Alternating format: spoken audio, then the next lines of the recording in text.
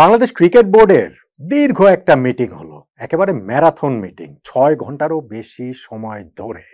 এবং সেই মিটিং থেকে যে সিদ্ধান্তগুলো এসেছে তার মধ্যে ব্রিলিয়ান্ট কিছু সিদ্ধান্ত রয়েছে নিঃসন্দেহে, কিন্তু একটা ব্যাপার Bangladesh cricket board president Aminul Islam বুলবুলের মুখ থেকে শুনে আমি একটু আশঙ্কাতেই রয়েছি, প্রবল আশঙ্কাতে আছি, সেটা আসলে বলতেই হচ্ছে। সেটা কি? ভারত কি বাংলাদেশ সফরে আসবে? আগস্ট সেপ্টেম্বর মাসে ভারতের যে বাংলাদেশ ট্যুর করার কথা ৩টা ওয়ানডে এবং ৩টা টি-20 খেলার জন্য, ওই সময় ভারত আসতে চাইছে না। আদৌ কি তারা আসবে? সমস্যার জায়গাটা আসলে কোথায়? এবং ভারত যদি না আসে সেটা বাংলাদেশ ক্রিকেটের জন্য কেন এত বড় আশঙ্কা, কেন এটা অশনি সংকেত আমার কাছে মনে হচ্ছে, তা নিয়ে আলোচনাটা করছি। দেখুন, এই মিটিংটা থেকে অনেকগুলো সিদ্ধান্তের জায়গা যে হয়েছে সেটা আমি বলছিলাম যে বিপিএলটা ডিসেম্বর জানুয়ারি মাসে হবে। সেই বিপিএলে এইবার হচ্ছে গিয়ে নতুন করে দল দেওয়া হবে, 5 বছরের জন্য দলগুলোর মালিকানা দেওয়া হবে। এই জায়গাটাতে বিদেশি ইভেন্ট ম্যানেজমেন্ট গ্রুপ তারা হচ্ছে গিয়ে পুরো জিনিসটাকে ম্যানেজ করবে, আইপিএল এর আদলে হবে। শুনতে অনেক ভালো ভালো কথা আসলে এই বোর্ড মিটিংটা থেকে এসেছে এবং সেইটা আমাদেরকে মিডিয়াকে জানানো হয়েছে। যদি এটা কতটা করতে পারেন সেটা নিয়ে মানে প্রশ্নের জায়গা তো রয়েছেই। আর এই ক্রিকেট বোর্ডের এখনকার কমিটি, তাদের নির্বাচন রয়েছে, ক্রিকেট বোর্ডের নির্বাচন করা বাধ্যবাধকতা রয়েছে অক্টোবরের মধ্যে, এবং সেইটাকে আসলে কোন সময়টাতে ইলেকশন করবেন, এই কমিটিটাই কি আসলে বিপিএলটা দেখবেন নাকি না পরের কমিটি দেখবেন, অনেকগুলো প্রশ্নের জায়গা রয়েছে। বাট ঠিক আছে, কাগজে কলম অন্ততপক্ষে এটা ভালো সিদ্ধান্ত। আমার কাছে যেটা মনে হয় যে ব্রিলিয়ান্ট একটা ডিসিশন সাইমন টফেলকে বাংলাদেশ ক্রিকেটের সঙ্গে সংযুক্ত করা। 3 বছরের জন্য আইসিসির এই এলিট আম্পায়ার যিনি দীর্ঘদিন ধরে ছিলেন, তাকে হচ্ছে গিয়ে এইখানটাতে যখন রাখা হচ্ছে, আমাদের আম্পায়ারিং এর মান উন্নত হবে। যদিও আমাদের এখানে আম্পায়ারিং মান তো অবশ্যই উন্নত করার সুযোগ রয়েছেই, কেননা আমাদের এলিট আম্পায়ার শুধুমাত্র সৈকত ভাই, শরফুদ্দৌলা ইবনে শহীদ সৈকত, তিনি শুধুমাত্র আইসিসির এলিট আম্পায়ার হয়েছেন, বাকিরা ওই পর্যায় পর্যন্ত পৌঁছতে পারছেন না। ফলে টফেলের এইখানটাতে থাকা 3 বছর বাংলাদেশ ক্রিকেটের সঙ্গে নিবিড়ভাবে কাজ করা, এটাও আসলে একটা খুব ব্রিলিয়ান্ট মুভ বাংলাদেশ ক্রিকেটের জন্য। আমাদের ক্রিকেটে যদিও আম্পায়ারিং এর সমস্যার মূল জায়গাটাতে আম্পায়ারদের দক্ষতার ঘাটতি যেমন রয়েছে কিছুটা, আর অনেকটা জুড়েই রয়েছে ওই ক্লাবের উপরে, মানে ক্লাবের প্রভাব বাংলাদেশ ক্রিকেট বোর্ডের উপরে, ক্রিকেট বোর্ড ডিরেক্টরদের উপরে, ব্লা ব্লা ব্লা, সেটা আমরা সবাই জানি। তারপরে টফেলকে এটা যুক্ত করাটা আমি মনে করি একটা খুব ভালো সিদ্ধান্ত। আরো অনেকগুলো ডিসিশন আছে, কিন্তু আমি যে জায়গাটাতে ফোকাস করতে চাইছি, যে জায়গাটার কথা আমি বলছি, সেটা হচ্ছে কি যে ভারত কি বাংলাদেশ সফরে আসবে কিনা। ভারতের বাংলাদেশ ট্যুর করার কথা আগস্ট সেপ্টেম্বর মাসে 3টা ওয়ানডে 3টা টি-20 তাদের এখানটাতে খেলার কথা। ভারত হচ্ছে গিয়ে ওয়ার্ল্ড ক্রিকেটের পরাশক্তি, এবং আপনি যদি ওইভাবে হিসাব করেন যে লাস্ট 2টা আইসিসি ইভেন্ট এই 2 ফরম্যাটে, ওয়ানডে ফরম্যাটে ধরলে চ্যাম্পিয়ন্স ট্রফি, টি-20 ফরম্যাটে ধরলে টি-20 ওয়ার্ল্ড কাপ, দুইটারই চ্যাম্পিয়ন ভারত, এবং তাদের সঙ্গে খেলাটা ক্রিকেটীয় দিক থেকেই বাংলাদেশের জন্য একটা বড় ব্যাপার। নিঃসন্দেহে আমরা আসলে ওয়ার্ল্ড ক্রিকেটে কোন জায়গাটাতে রয়েছে, আমাদের ক্রিকেটাররা সর্বোচ্চ পর্যায়ে গিয়ে টেস্ট দিতে পারছেন, এই জাতীয় বিষয়গুলো তো রয়েছে। আরেকটা বিষয় সমান্তরালে খুবই গুরুত্বপূর্ণ, ভারতের বাংলাদেশে খেলা মানে ওয়ার্ল্ড ক্রিকেটের নজর এই জায়গাটাতে থাকা, এবং মিডিয়া রাইটস বাংলাদেশ ক্রিকেটের অর্থ উপার্জনের ক্ষেত্রে যেটা একটা অনেক বড় একটা উৎস, সেই জায়গাটাতে বাংলাদেশের অনেকখানি এগিয়ে যাওয়া, বাংলাদেশ ক্রিকেট বোর্ডের কোষাগারটা অনেকখানি স্ফীত হয়ে যাওয়াটা। ভারত যদি বাংলাদেশ সফরে না আসে তাহলে মিডিয়া রাইটসের ওই জায়গাটা ব্যাপকভাবে হ্যাম্পার করবে বলে আমার আন্ডারস্ট্যান্ডিং।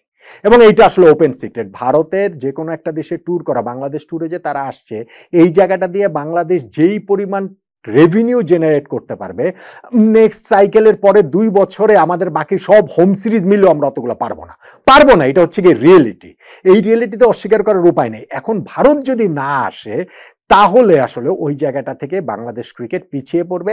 বাংলাদেশ ক্রিকেট বোর্ডের যতই আপনি বলেন না কেন তহবিলে 1000 কোটি টাকা, 1200 কোটি টাকা, 1400 কোটি টাকা রয়েছে, কিন্তু এই যে মিডিয়া রাইটসের এই জায়গাটার ক্ষেত্রেও ভারতের আসাটা গুরুত্বপূর্ণ। আপনাদের মনে থেকে থাকবে লাস্ট সাইকেলটা শেষ হয়েছে যখন, তারপরে আমরা এই বছর জিম্বাবুয়ের বিপক্ষে একটা সিরিজ খেলেছি, সেই সময় কিন্তু আমাদের ওই বাংলাদেশ ক্রিকেট টিমের খেলা কোনো টিভিতে দেখানোর মতো অবস্থাই আসলে ছিল না, কেউ ওই পর্যায়ে ইন্টারেস্টই দেখায়নি। ফলে বিটিভিতে গিয়ে সেই খেলাটা দেখাতে হয়েছে, জিম্বাবুয়ে বাংলাদেশ টেস্ট সিরিজ সম্প্রচার করতে হয়েছে। ফলে নেক্সট সাইকেলটার ক্ষেত্রে ওইটা খুব গুরুত্বপূর্ণ। এখন সেই প্রসেসগুলো চলছে যে কারাই মিডিয়া রেস্টে নিবে। ভারত যদি বাংলাদেশ ট্যুরে আসে তাহলে পুরো ইকুয়েশনটা হবে একরকম, ভারত যদি না আসে সেই ক্ষেত্রে হবে একরকম।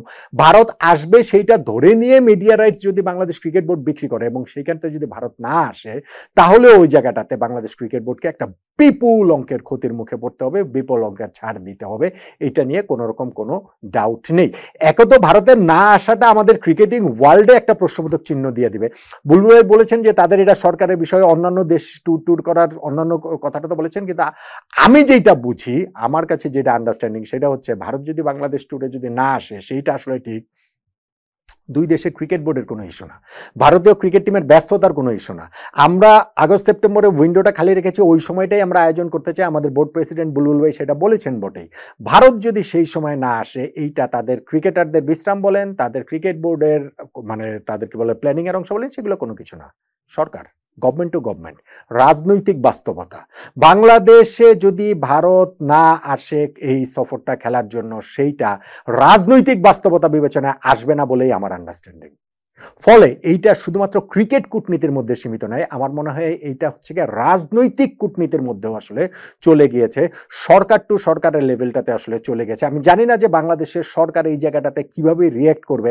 আমাদের দেশের রাষ্ট্রীয় পলিসি, সেই পলিসির সঙ্গে আমাদের ক্রিকেটীয় পলিসি কি সাংঘর্ষিক হয় কিনা, এবং আমাদের সরকার কি আসলে ওই জায়গাটাতে ভারতীয় সরকারের সঙ্গে সেই নেগোসিয়েশনটা আসলে করবে কিনা। সেই ক্ষেত্রে cricket board to cricket, Bangladesh cricket বোর্ডের সঙ্গে ভারতীয় ক্রিকেট বোর্ডের কোনো সমস্যা আছে বলে আমার কাছে মনে হয় না। আমাদের সমর্থকরা দুই দেশের যতই এইখানটাতে সোশ্যাল মিডিয়াতে আমরা যুদ্ধ করে বেড়াই না কেন, কিন্তু এর সঙ্গে হচ্ছে একটা সফর হওয়া না হওয়ার কোনো সম্পর্ক নাই। এইটা আমার কাছে মনে হচ্ছে যে এইটা আমার আন্ডারস্ট্যান্ডিং, আমি যতটুকু আসলে বুঝতে পারছি বা ক্রিকেট বোর্ডের বিভিন্ন পর্যায়ে আসলে যতটুকু খবর পেয়েছি, এটা আসলে শুধু মানে সরকার টু সরকারের বিষয়। আমাদের সরকারকে এই জায়গাটাতে ভারতীয় সরকারের সঙ্গে ক্রিকেট কূটনীতির এই আলাপটা আসলে চালু করবেন কিনা, এবং ভারত টিম যেন বাংলাদেশে আসে সেইটা এনশিওর করবেন কিনা। এখন বুলবুল ভাই বলছেন যে আগস্ট সেপ্টেম্বরের এই ট্যুরটা যদি না হয়, আমাদের নেগোসিয়েশন এখনো অনগোয়িং, কিন্তু যখন এসে এটা জুন মাসের শেষে এসে, এই যে জুলাই শুরু হচ্ছে, যখন এইটা বোর্ড মিটিং এই আলোচনা হয় এবং মিডিয়াকে এটা অনেকদিন ধরেই তো ফিসফাস ছিল, এখন যখন এটাতে বলা হয়, তখন সত্যি সত্যি আগস্টে যে ভারত আসছে না সেটা আমরা ধরে নিতে পারি।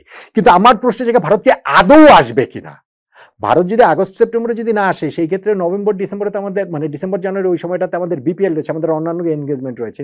পরের বছরে ভারতের এই ট্যুরটা মানে ভারত যে বাংলাদেশ আসবে সেটা চলে যাচ্ছে, পরের বছরও ভারত আসলে আদৌ আসবে কি না।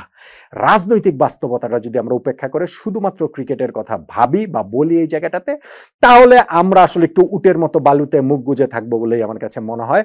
রাজনৈতিক কারণেই ভারত এই মুহূর্তে বাংলাদেশ সফরে আসছে না। তাদের নিরাপত্তার হয়তো বা ইস্যু থাকতে পারে, তাদের হয়তো বা গভর্নমেন্ট টু গভর্নমেন্ট নানান ইস্যুস থাকতে পারে, কিন্তু সেই ইস্যুজের সাফারার শেষ পর্যন্ত গিয়ে বাংলাদেশ ক্রিকেট হচ্ছে।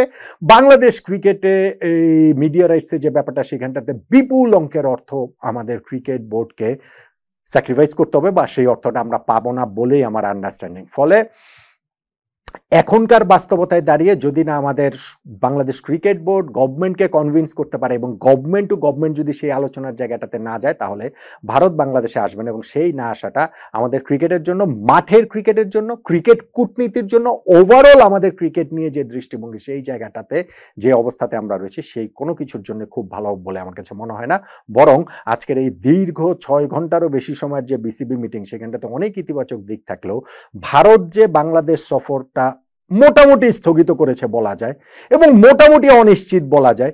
এবং আমি যেটা বুঝতে পারছি যে ভারতের বাংলাদেশ ট্যুরে এই মুহূর্তে এই রাজনৈতিক বাস্তবতায় আসার কোনো সম্ভাবনা যে দেখতে পাচ্ছি না, সেইটা বাংলাদেশ ক্রিকেটের জন্য একটা অশনি সংকেত নিঃসন্দেহে।